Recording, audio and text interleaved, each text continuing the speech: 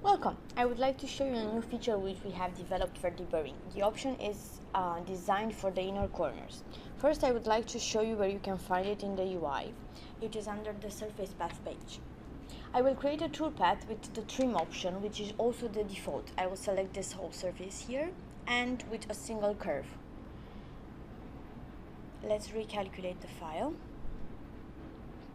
This is the trim result.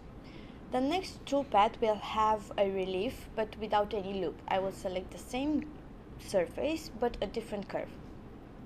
This one here. The relief is set to false, as you can see. Let's recalculate the file as well.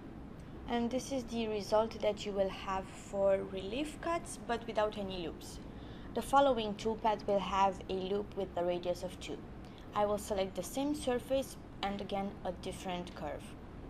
This one here, and the default value for the loop radius is 2 in this situation as well. And let's recalculate the file to see the loops. As you can see, they are created only in the corners. Thank you very much for your attention.